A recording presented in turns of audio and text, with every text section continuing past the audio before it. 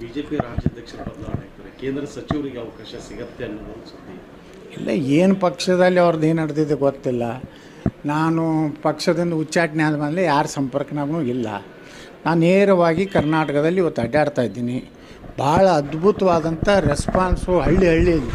ನಾ ಎಲ್ಲೇ ಒಂದು ಲಗ್ನಕ್ಕೆ ಹೋಗ್ತಾ ಇದ್ದೀನಿ ಅಂದ್ರೂ ಜನ ಬಂದು, ನೂರಾರು ಜನ ಬಂದು ಪಟಾಕ್ಷಿ ಹಾರಿಸಿ ನೀವು ಏನು ನಿರ್ಣಯ ತೊಗೋತೀರಿ ನಾವು ಬದ್ದಿರ್ತೀವಿ, ಒಟ್ಟು ಹಿಂದುತ್ವ ಉಳಿಯುವಂಥ ಒಂದು ನಿರ್ಣಯ ಮಾಡಬೇಕು ಅನ್ನೋಂಥದ್ದು ಒಟ್ಟಾರೆ ಇವತ್ತು ರಾಜಕೀಯ ಪಕ್ಷ ಮೂರೂ ಪಕ್ಷ ಮೇಲೆ ಜನರ ವಿಶ್ವಾಸ ಹಾರಿ ಹೋಗಿದೆ.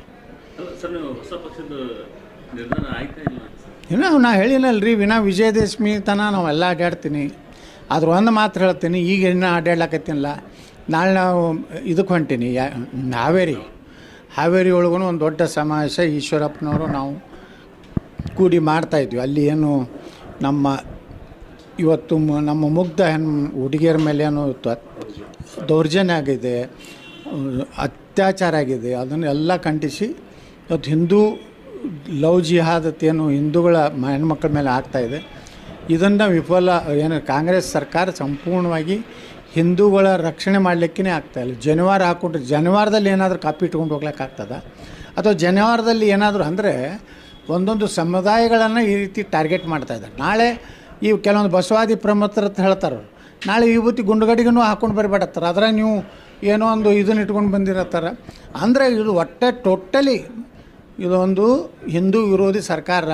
ಈ ಸರ್ಕಾರವನ್ನು ಎದುರಿಸುವಂಥ ಸಾಮರ್ಥ್ಯ ಬಿ ಜೆ ಪಿ ರಾಜ್ಯಾಧ್ಯಕ್ಷ ಇಲ್ಲ. ಸಂಪೂರ್ಣ ಬಿ ಜೆ ಪಿ ರಾಜ್ಯಾಧ್ಯಕ್ಷ ವಿಫಲ ಆಗಿದ್ದರಿಂದ ಇವತ್ತು ಅಲ್ಲಿ ಸಾಕಷ್ಟು ಭಿನ್ನಾಭಿಪ್ರಾಯ ಇದೆ. ಆರ್ ಅಶೋಕ್ ಬರ್ತಾಯಿಲ್ಲ, ಅಶ್ವಥ್ ನಾರಾಯಣ ಬರ್ತಾಯಿಲ್ಲ, ಯಾರು ಪ್ರಮುಖರು ಬರ್ತಾಯಿಲ್ಲ.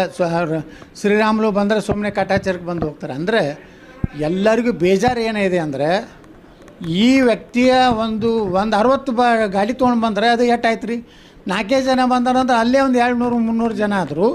ಇನ್ನೊಂದು 500-600 ಜನ ಒಂದು ವಿಧಾನಸಭೆಗೆ 1,000 ಮಂದಿನ ಕೂಡಿಸೋದಾಗಿಲ್ಲ.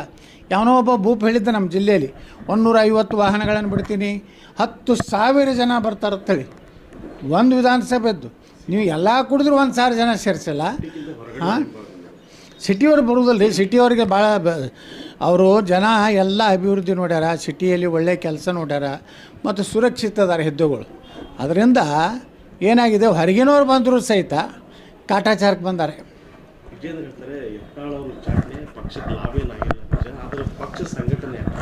ಒಕ್ಕಟ್ಟಾಗಿದೆ ಅಂತ. ಎಲ್ಲಿ ಒಕ್ಕಟ್ಟಾಗಿದೆ? ಹಾಂ, ಇವರು ಯಾವ ಸಮಾವೇಶಕ್ಕೂ ಯಾರೂ ಬರಲ್ಲಾಗ್ಯಾರ. ಎಲ್ಲಿ ಬಿಜಾಪುರ ಜಿಲ್ಲಾದಾಗೇ ನೋಡ್ರಿ, ಇವರೆಲ್ಲ ಇಷ್ಟೆಲ್ಲ ಕೂಡಿ ಒಂದು 15 ದಿವಸದಿಂದ ತಯಾರಿ ಮಾಡಿ ಎಷ್ಟು ಜನ ಮಾಡಿದ್ರು? ದರ್ಬಾರ್ ಸ್ಕೂಲ್ನಾಗ ಎಷ್ಟು ಜನ ಇದ್ದರು ವಿಜಯೇಂದ್ರ ಭಾಷಣ ಮಾಡಾಗ? ನಿನ್ನೆ ನೀವು ಪ್ರೆಸ್ ಮೀಟ್ ಮಾಡ್ಯಾರಲ್ಲ ಬಿ ಜೆ ಪಿ ಮಹಾನ್ ನಾಯಕರೆಲ್ಲ ಕೂಡಿ, ನಿನ್ನೆ ನೀವು ಅಂಥ ಪರಿಸ್ಥಿತಿ ಯಾಕೆ ಬತ್ತತ್ತ? ಇಡೀ ರಾಜ್ಯದಲ್ಲೇ ಯಶಸ್ವಿ ಆಗೈತೆ ಅಂತ ಹೇಳಿ ನೀವು ಹೇಳ್ಕೊತ ಪರಿಸ್ಥಿತಿ ಕರ್ನಾಟಕದಲ್ಲಿ ಯಾಕೆ ಬತ್ತು? ಬಿಜಾಪುರನೂ ಫೇಲ್ ಆಗಿದೆ, ನಿನ್ನೆ ದಾವಣಗೆರೆ ಫೇಲ್ ಆಗಿದೆ, ಹಾವೇರಿ ಫೇಲ್ ಆಗಿದೆ, ಅಲ್ಲಿ ಬೊಮ್ಮಾಯಿರು ಬಂದಿಲ್ಲ. ಯಾರು ಪ್ರಮುಖರದಾರ ಅವರೇ ಬರ್ತಾಯಿಲ್ಲ. ಅಂದಾಗ ಇದು ಕೇವಲ ವಿಜಯೇಂದ್ರ ಕುರ್ಚಿ ಉಳಿಸುವ ಯಾತ್ರೆ, ಅಟ್ಟು ಬಿಟ್ಟರೆ ಏನೂ ಇಲ್ಲ.